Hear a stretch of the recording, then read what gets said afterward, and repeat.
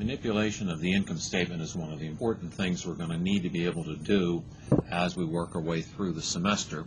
So we've got a couple problems for you to begin to work with that. The first of these is just trying to get used to working your way straight up and down the income statement. Riley Routers Company projects this year's sales to be $11.5 million. Depreciation and amortization are expected to be $1.4 million. All other costs are expected to be represented as 70% of the sales figure. All receipts and payments are made in the form of cash. There is no debt.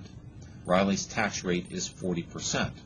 Now what we're trying to do is to work our way down here to be able to find the net cash flow for Riley Routers. In order to do that, we'll first need to be able to come up with the net income. So let's begin here by, again, trying not to rekey any data. So in blue we have all of the given data. So I'm simply going to put here for sales it's equal to the figure that's given up here in blue of $11,500,000. Cost of goods sold, this is where that 70% cost figure is going to come in. Now we're going to be subtracting costs, so this is equal to a negative of this 70% multiplied by the figure that we saw here for sales. So when you pop that in place here, you can find that we're going to subtract out from the $11.5 million, $8,050,000. But if I add those two pieces together right here, what I find is I've got EBITDA, earnings before interest, taxes, depreciation, and amortization of $3,450,000. Now we're going to subtract off, so we'll equal a negative of our depreciation and amortization. Now we're knocking this off for tax purposes. We haven't paid it to anybody, but before we calculate taxes, we're allowed to subtract that. So $1.4 million comes off before you look at your taxes, so your earnings before interest and taxes is $3.45 million minus $1.4 million. So if I just add those two numbers together, what I've got there is EBIT, earnings before interest and tax, of $2,050,000. Now, we're told up above here is that all receipts and payments are in the form of cash and there is no debt. So we would normally say, well, let's subtract off the amount of debt. That's zero. In this case, they're trying to avoid some conversation about cash flow. But at this point in time, let's look at the earnings before taxes, which is, again, just equal to the earnings before interest and taxes, and the net out any interest expense, so we're still at $2,050,000. We're going to subtract off from this our tax bill, which is going to be the 40% tax rate multiplied by the earnings before taxes of $2,050,000. And when I add these last two items together, I'll get a sense of our net income. So I can just sum those two together. And here what I'm left with is net income of $1,230,000. Now, the key thing in here, and it's a topic they didn't want to discuss yet, is the idea of what do we mean by cash flow. And what we're going to see is that when we talk about cash flow, what it's represented is by net operating profit after tax. So that means from our EBIT, we're going to take out our tax. Now, in this case, it turns out to be the same as net income simply because we had no interest expense. And that's characteristic of the problems that you'll see in this chapter. They don't want to go into all of the detail with it, so all of their problems are represented with no interest expense. So when I'm looking at net cash flow, I realize I've got the profit from the period, but the other thing that I have is I didn't pay out that depreciation and amortization to anybody else.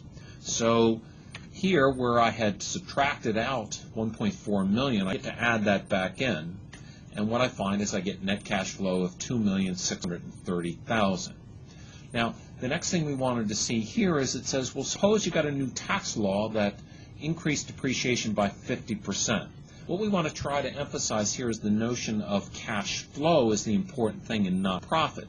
So with greater depreciation, what we're going to observe is our EBITDA is going to be exactly the same. So it's just equal to what it was before.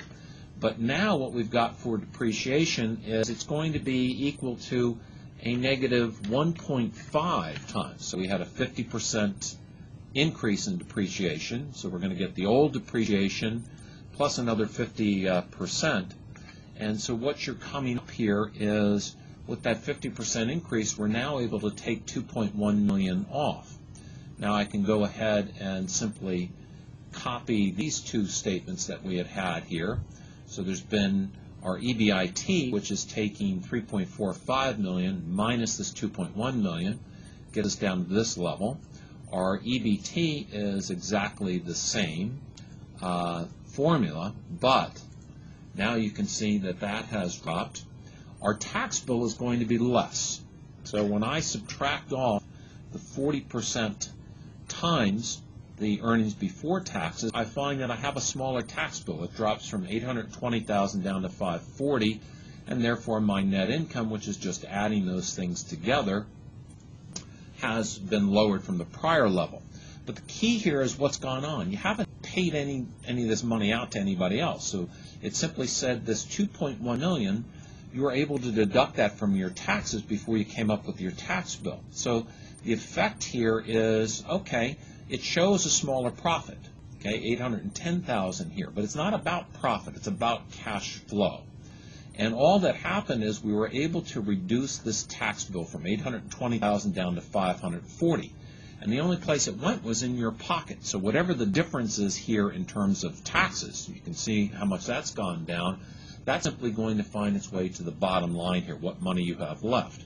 So when we calculate the net cash flow, it'll be the net income figure, plus we're going to be able to pop in here our depreciation. So we subtracted it out, we're going to subtract that back in there, and you can see that our net cash flow has gone up to $2,910,000. This would represent the amount that you have in your pocket under each of these depreciation rules. You haven't changed anything with your sales, you haven't changed anything with the actual costs that you have for production. It's merely what has come out in the form of depreciation. So the key lesson here, it's all about cash flow.